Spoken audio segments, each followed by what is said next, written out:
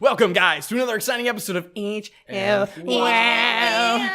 We were level 1, and now we're going to gain a level. So now we did stuff. Second. He's second level. Second level. So now that we're second level, the first thing you always do, you gotta roll that health. Gotta roll that health.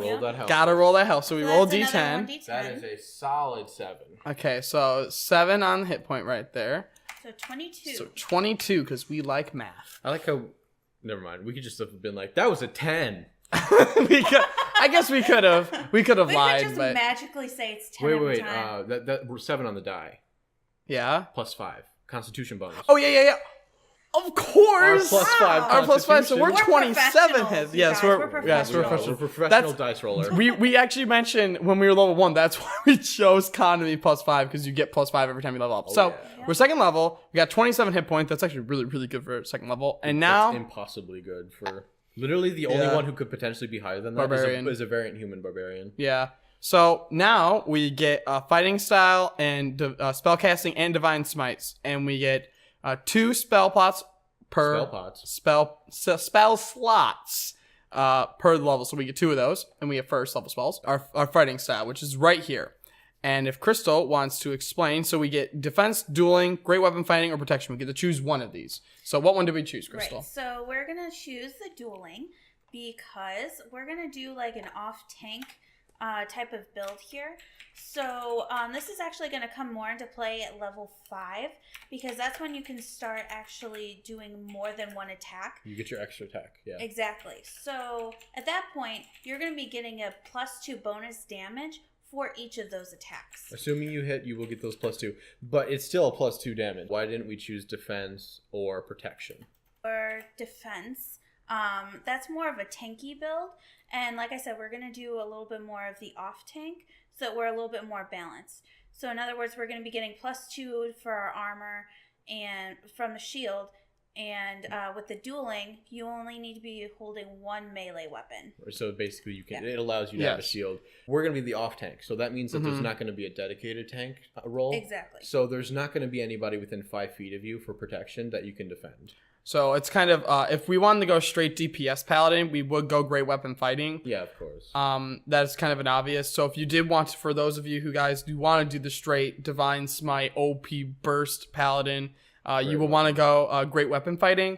But and for this, also you would want to get the great weapon feat as yes, well. Exactly. Yeah. But we'll get into that later if you want to do that. But the main thing is we want to try to do the most balanced Paladin possible. We got the off tank, we'll have healing, we'll basically have the complete package, what we said at level 1. Yep. So we wanted to choose that dueling, and the good thing about is when you hit level 5 we get extra attack. We get not only one plus we would get 4. Yeah, so we get +4 instead. And then real quick, just to mention that this is something that I brought up. You want to make sure that you differentiate between all of your bonuses on that longsword, specifically putting them in parentheses or just making them another +2, because if you just added a +4, you might forget that you got the dueling feat and then just be like, oh, well, you only have a +2 or a +3 at that time in strength. Why do you get a +4 to damage? The 1d8 plus our strength, and then now we add another +2 because of our dueling feat. And then just make sure you make note of it so your DM knows. And I just made dueling +2 damage to all damage rolls when wielding a melee weapon.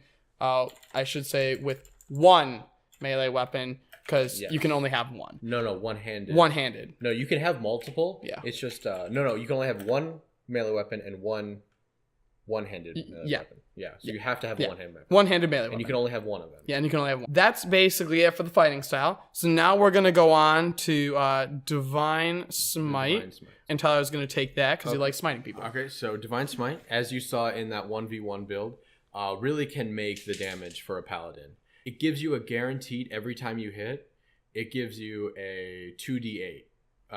Assuming you use the first level spell slot, and then 1 for each above that.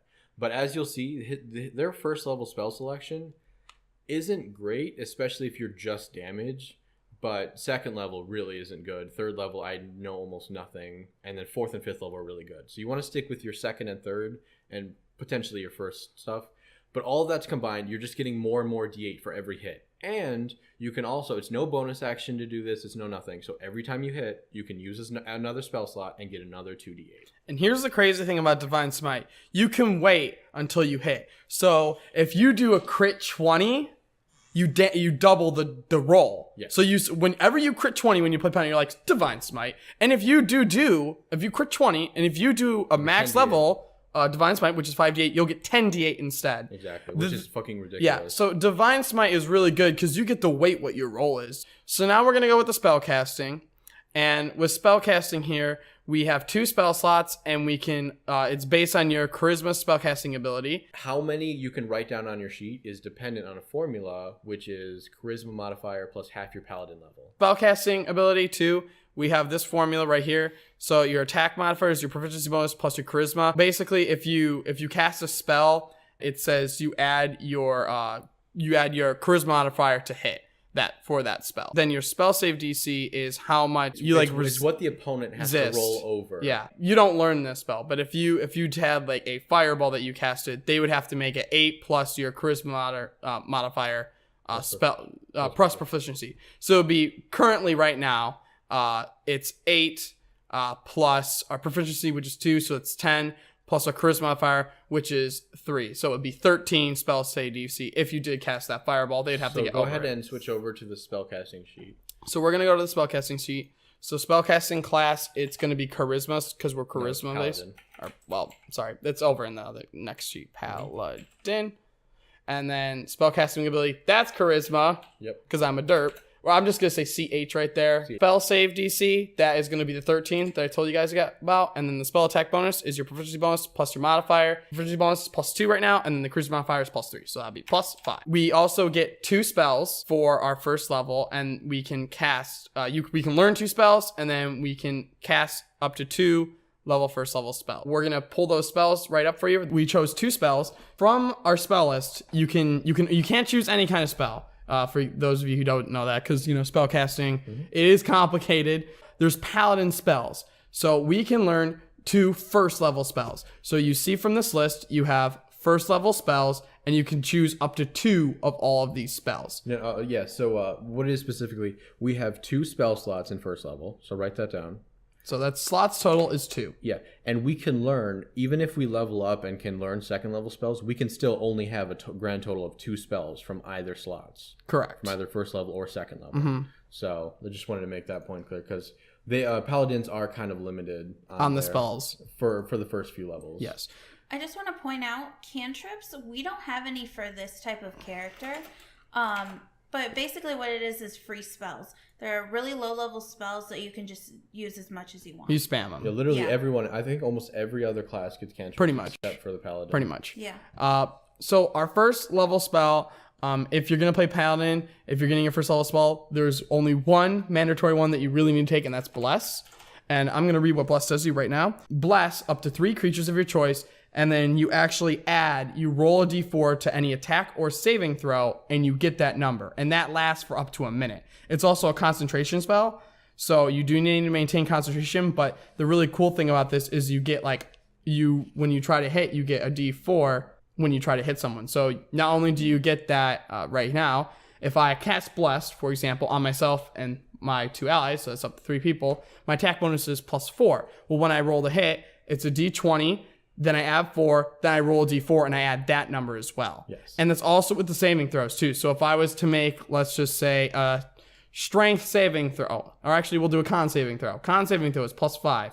If I make a saving throw of a con saving throw, so if someone hits me and I have Bless on me, right, I roll a d20, I do +5, and then I also roll a d4, and that's another, you add that, which is very, very powerful. Bless is very, very powerful at the early levels because you want to hit stuff, and then Bless is really, really powerful at the later levels because you want to do the spells. In my opinion, the main reason why it's so good, simply because if you have this on, or equipped, I guess in a sense, you get to do it every single time. Like a lot of other ones, like Bane or something like that, I believe it's one time. You get 1 d4, and that's it. This one is up to 10 minutes. 1 minute. Or it's 1 minute? 1 minute. So 1 minute is basically one. 1 minute for 3 people. That's one fight, essentially. That's approximately 10 rounds. That's 10 rounds. So free bonuses. Very few fights besides major boss battles are going to last that long.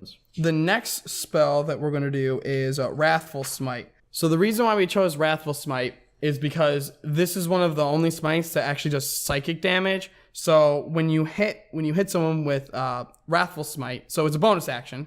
So you use your bonus action, do Wrathful Smite. No. What it is with Paladin specifically, you cast it and it basically imbues yourself. So the next time you land a hit, that's when it goes Exactly. off. So Other spells immediately go off. Yeah.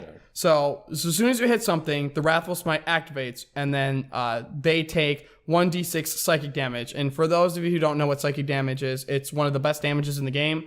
There's barely anything that's really resistant to it. I don't think there's anything immune to it. So, and there's nothing immune to it. So you're pretty much getting free damage right there. On top of that, you can do Wrathful Smite and then a Divine Smite on top of that. Just want to make sure that's clear, because whenever you Divine Smite, it's not like an action or bonus action, it's just when you hit. But at level 1, you probably shouldn't go. Yeah, you're not probably going to do that. Attack. Yeah, but I'm just letting them know. Oh, yeah. So you do know that for the higher level smites, you're definitely going to want to do that. Another thing with the Wrathful Smite, which is good, is they need to make a Wisdom saving throw against you, or they're feared from you. Yeah. And it also, if they are feared from you, they can take their next turn, they can take their action to try to do against your spell save DC, which is right here. So 13. For a Wisdom saving throw to see if they're not feared from you. And that takes their action. So it kind of stalls them a little bit. And of course, if they choose not to, they can't approach you. They can hit other people. They cannot willingly hit you, and they cannot willingly move closer to you. Exactly. So it's basically a free round to whoever's up closest. Yeah. So monsters will do it. Players might min-max it and not do it specifically. Yeah. But yeah.